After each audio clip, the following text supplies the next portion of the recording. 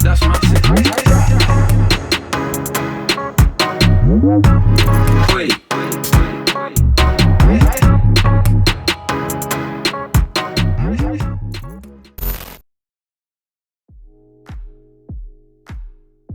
Binta Bulama is a very, very big fan of God. Yes, he's my foundation, he's my everything. He's the reason why I am here and doing whatever it is that I'm doing, right? And I also like money a lot. Okay, money, business, and I'm an introvert by nature, but I'm selectively extroverted. I'm always at home like 24/7, right? But when you call me for business or let's make money and you see me outside, right? I'm from Adamawa State. I'm from the north, but many people do not know this because I don't know. I like money. There's this thing about money and Igbo people, right? I have to say my mom is from the east, so that's where I got it from. I'm also a twin, and we're the first set of kids that my mom has, right? What again? I'm 23 years old. So when you say you like money, everybody likes money. Yeah. So when you say what's the extra? When you say you like something, you go extra mile. Does it mean that if you have something that is going to give you a huge amount of money, you don't mind doing anything to get that money because you really like it? You see, there's a difference between liking money and loving money. Okay, when you love money, you can do whatever for it. I like it, all right. So if I'm forced to do something that will go against my ethics, right, I'm not going to do it. I don't love money. It's not that deep. Okay, so that's basically it. Have you been offered something that you? Of course. Hey, how many times? Millions. In fact, I'm supposed to have been driving one Benz like this, or have one big house somewhere, right? Because of the kind of offers that I've gotten. Tell us one of these offers. Become somebody's sugar baby, sleep with married men, those kind of yama things now.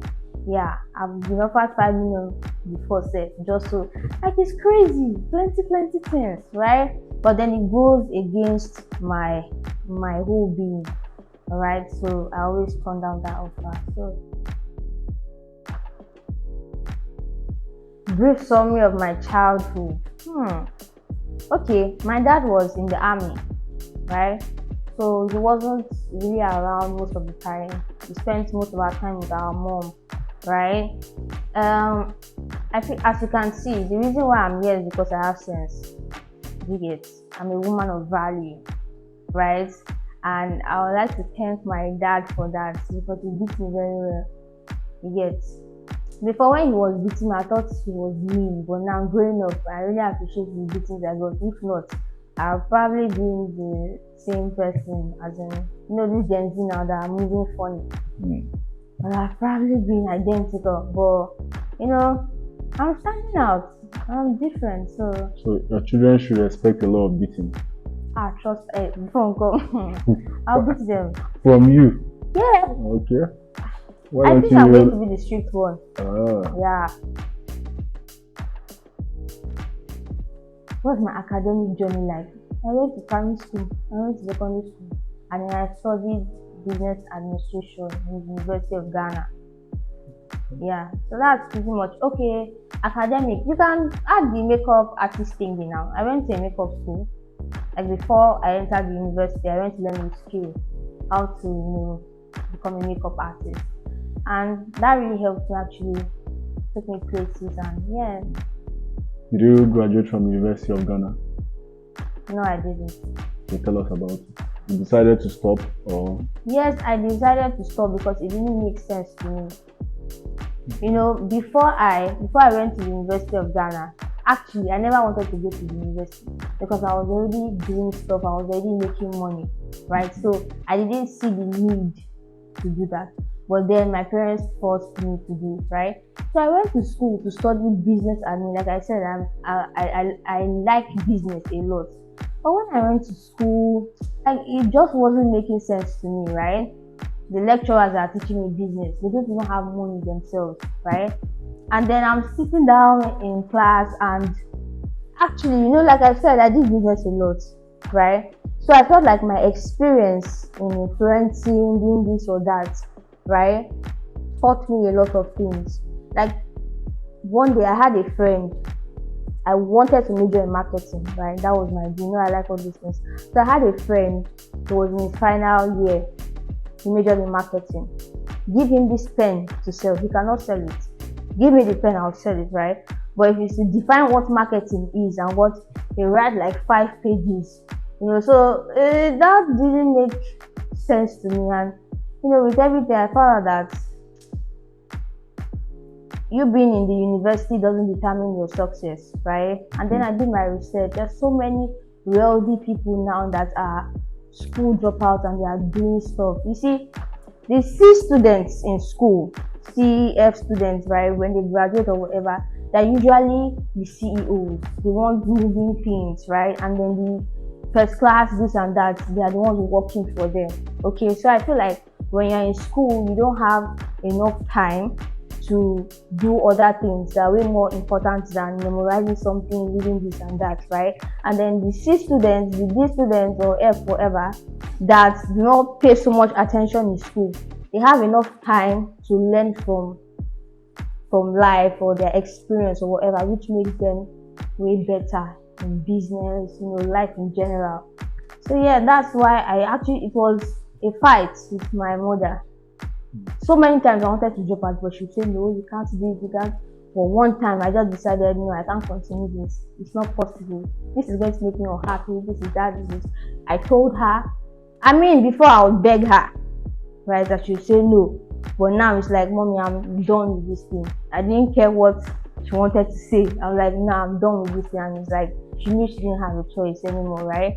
So like the day that I decided to drop out, I was the happiest person in the world, right? Honestly, I do not regret my decision at all. The people I left in school, as it is, I'm doing way better than them in so many ways, right? They look up to me, Miss Binta, Mama. In fact, the people that are in school are calling me Mama, this and that, coming to me for this advice and that advice. But then they have the degree and I don't. Do you get me? So yeah, that's basically it. When you left, didn't you have friends that you thought about, like, okay, I don't know if I want to leave and miss them? Didn't you think about that?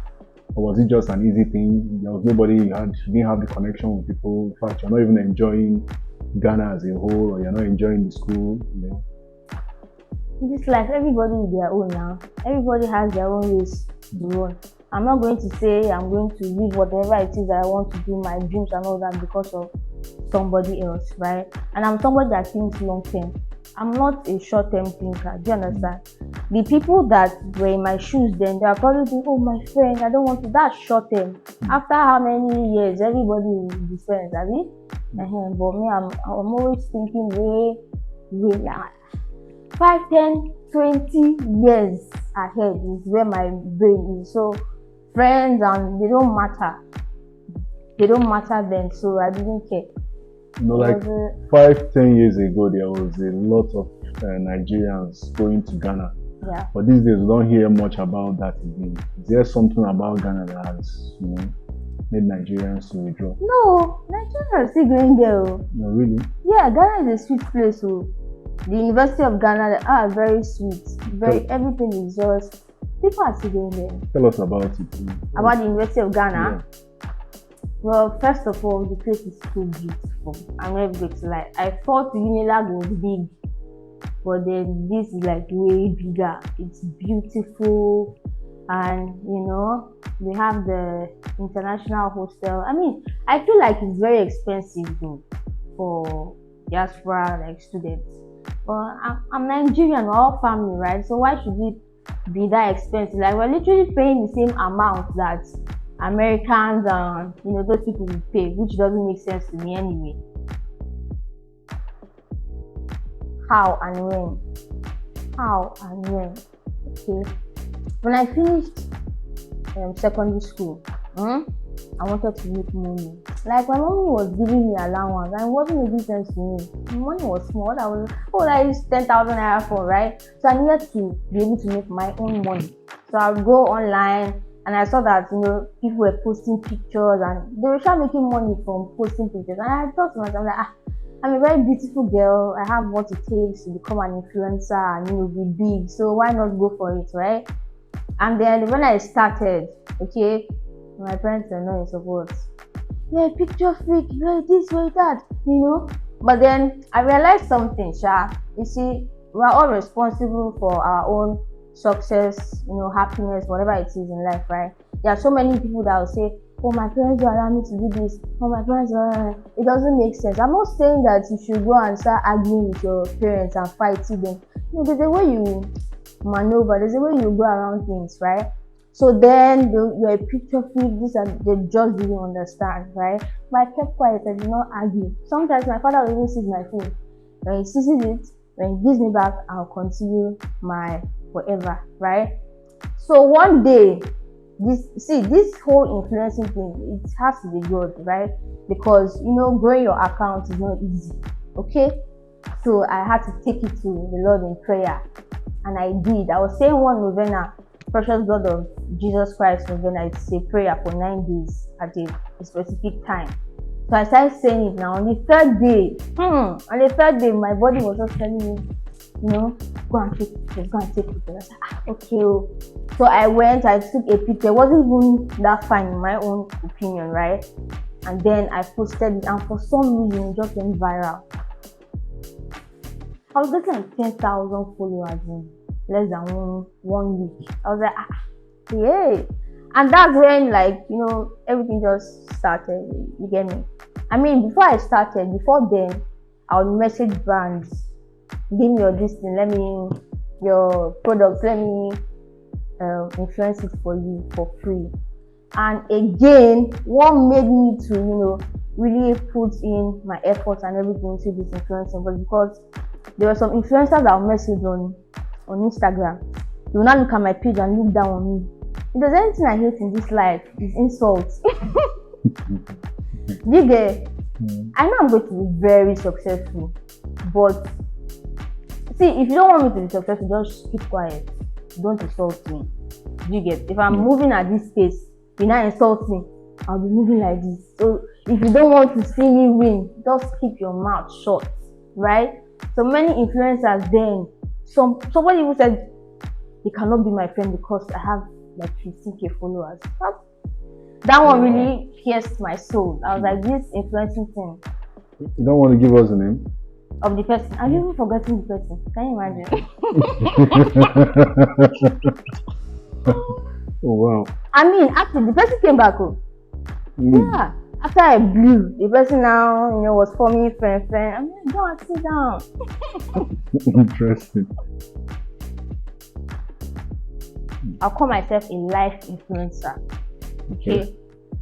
You see, when I was influencing for brands, many influencers now are doing the wrong things for money. You get? I've been in that space, so nobody can tell me otherwise, right? So because of that narrative, many people thought that all influencers were the same, right? And then they will bring all that rubbish to me. Okay, they will message me to do some naughty things, sleep with married men, that kind of funny, and it was so upsetting, it was so irritating, I was so disgusted. At some point, it started messing with my mental health because I feel like they knew that I liked business, right? So they always bring that, oh, let's do business, and then I go, let's do business. They now just change everything to, you have to sleep with me, that kind of thing. So the thing was hurting my feelings, right? So, I mean, when I'll call that my transition phase, you get, it took many months. There was a time I even left social media because of that thing. It was messing with me, okay? So, this one, it has to be God, alright? And before that, actually, when I was also influencing, You call me a decent influencer. I wasn't someone that would expose my body parts, so people knew me for that. And I like to talk also. So sometimes I'll come and just say one or two, and it will influence other people. Like they'll send me messages like, this thing that you said really helped me. As if I needed this thing now, like God sent. Da, da, da, da. So I was always advising on the side. Like I didn't take it, seriously, right? So during my transition phase, I was learning some other skills. I left influencing for a while, right? And then one day I was reading my Bible, right? And then I saw the prayer that Solomon prayed to God, like when he was praying for wisdom, right? I said, let me just pray this prayer, So I said the prayer like how many days now? How many times a day? I was just saying it. I didn't even know that God was answering my prayers, funny enough. And then all of a sudden, I was okay mentally, right? I came back online, but I knew I didn't want to continue influencing I didn't want to be known as an influencer anymore. I didn't want that tag, right? And then many people, I would just come advise people, and I'll just come advise people, and I just saw that it was really, really helping people. I was impacting people. People would message me, you are inspirational, you are motivational, this and that. They'll just come with me to tell me all their problems, and I'll talk to them. And funny enough, they always come back with awesome reviews. Like, it was going good. So the wisdom thing was just too much. Do you get?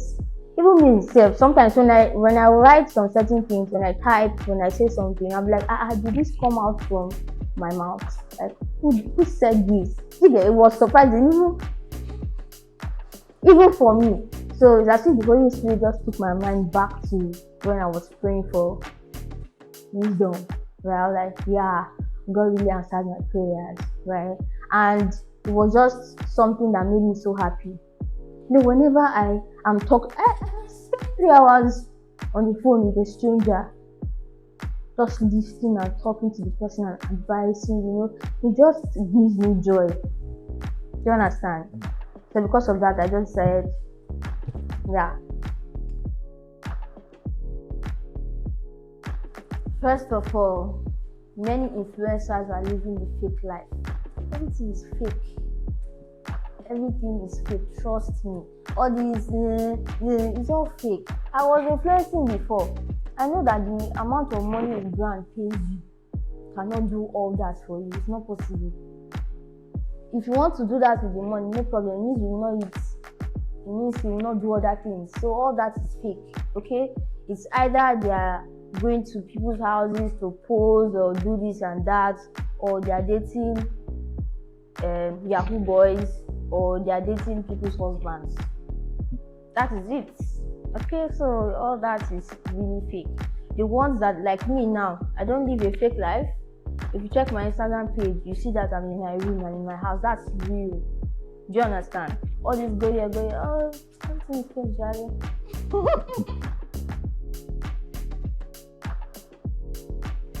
The truth is that this country is hard. Yeah, it's hard. Actually, I think I would have wanted to leave. I would have left safe, right? But because of what I want to do, like I said, I think long term. And I've thought about it. I have no business there. Maybe for vacation, right? Okay. But then my thing is here. My thing is here, right? So I can understand why people are leaving. I can understand that the country is hard, right? I feel like maybe if I was an extrovert, I would really feel it, okay? But most of the time I'm at home, so like, do you understand? I guess. Yeah. All right. So. Yes, there is a tag for young people born from what year again, sir? I think it's 97. 97, right? Yeah. Down to which 2003 or what?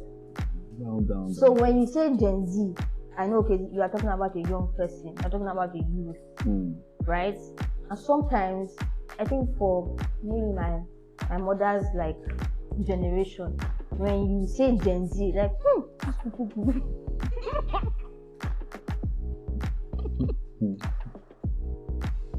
because I'm not going to lie.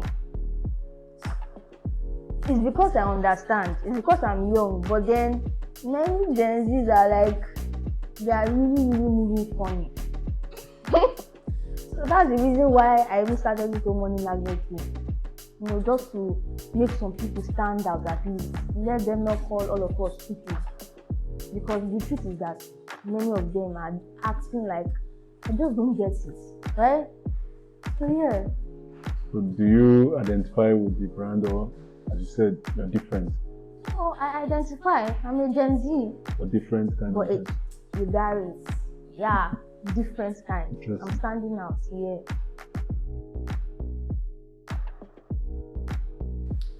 Well, I will blame social media and our celebrities. Yeah, most of these celebrities, we all know that they're not making money the way they should make money. Do you get me? So let's say, for example, this person is selling hard drugs, right? That's the person's hustle, yeah? And then the person comes to post, I've bought this mansion, yeah, I've acquired this Benz, all glory to God, this, that, right? So by so doing that, they're putting pressure on the young ones. You know, many people are on social media, hey, I want to live this life, hey, this person has bought Benz, hey, this one, that one. And I mean, they're out there posting that maybe they're selling clothes or they're skit makers or something. Do you understand? So you see some skit makers, but I'm doing the same skit now. Why haven't I gotten the money to buy this or that? Do you understand? So you now put, you know, pressure on them, which leads them to wanting to do the wrong things just so that they can, you know. So social media celebrities, right, and many young people, Gen Z, they're just very ignorant. Then when I started coaching people, you know, before I was so angry, like, why are you just stupid? Why did you decide to just be stupid? Do you get? But when I started to coach people, I've come to understand that many people don't know. There's nobody to lead them. Do you understand? They're just very ignorant. You know, there was one comment that I got or review from an orphan. You know, some people are actually orphans. Some people don't have anybody, right? So she sent me a message. She was like, she was thanking me, appreciating me, that she has never had anyone to tell her what is wrong and what is right. She really appreciates me, this and that, right? So somebody like that, if that person goes online, you get, the person doesn't know anything. No, the person doesn't know who's right from who's wrong. You get, and then she sees one celebrity doing this, doing that. A celebrity doing BBL, for example. That's very wrong. I don't know why you're going to put plastic in your kidney, right? That's wrong. But then this ignorant person, oh, just don't have bum bum. Oh, I look nice. Oh, hey. Now she's pressured. She doesn't know. She's pressured into going to do her own body so that she looks like really nice, right? And then the money is not there. Before it is one married man will come now, you know I can do this, I can do that. Oh, if I do this, I can get this money to do my bongo, right? And then she starts sleeping with this man too. They don't know, okay? And then when you come online to start talking, most of them are just very triggered. Because when I come out to spit facts, right, they know that what I'm saying is making sense to them, right? They know that what I'm saying is right, but then it's what's the word to use? It triggers them. They don't want to. They're enjoying whatever it is that they're getting from that wrong thing that they are doing, right? But they also feel like what I'm saying is right. So I feel like they start to have like a conflict within themselves. They start digging. So they are forced to want to defend themselves. They come up with this defense mechanism of insulting me or this, that, or coming to say, you know. The people that do the BBL, they will argue that just like makeup, if you're saying BBL is bad, you're doing makeup, why don't you just go out with your face like that? You understand? I mean, if you're not comfortable with your face like that, you get a makeup. If you're not comfortable with your house, okay, go. There's a solution now. You understand? You don't have to stay stuck in what. Yeah. So what's your? First of all, you can't compare BBL and makeup. Yeah, doing makeup is refreshing. You know, there's no pain. You're just. But then, have you watched those BBL videos? Have you seen the pain they have to undergo to do all that? That's very painful. I don't feel like anybody would willingly want to go through all that pain just for. Do you understand? No pain, no gain. So they are going through the pain so that they can gain something. That is the narrative from I don't understand. I mean, maybe for exercise, you see, there are some very good sayings, right? For some certain things. But these Gen Z, they're actually not stupid though, in a way. They're actually really smart. So they will take that to use and justify whatever nonsense it is that they're doing. Do you understand what I'm saying? Yes. So, God, I forgot what I was saying. I wanted to say something I've forgotten.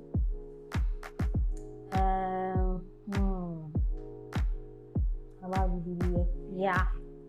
So I feel like many people do this video thing because of insecurity, basically. Do you understand? Yeah. Like me now, I don't have body. I'm very, So many people have called me too skinny, or you can't wear this or that because you don't have the body for it. If I wasn't the kind of person that I am right now, maybe I would have been, convinced to go and do something about it. You get? But because I'm not insecure about anything, I'm so in love with myself. I'm a very vain person. I feel like I'm very beautiful and this and that. So people's opinion, right, about my body or whatever does not move me. It doesn't concern me. Do you understand? But there are many people out there that if you call them ugly or your face is like this, it will start troubling them. You get? I mean, I coached one person, right? And the person was so good at public speaking. Going for in his or her university, the person was doing public speaking, was doing so well. And then his or her lecturer said, your voice is like frog one or whatever. Do you understand? So that really affected that person badly. And guess what? The person stopped public speaking. Do you understand? And just 100% lost confidence in himself. Yeah. So the person was asked, how can I gain my confidence back? Do you understand that kind of thing?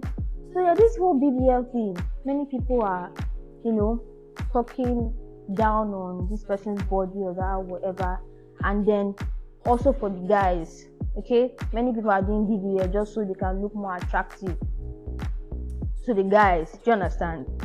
I mean, like all these celebrities or whatever, they know what is going on in their space.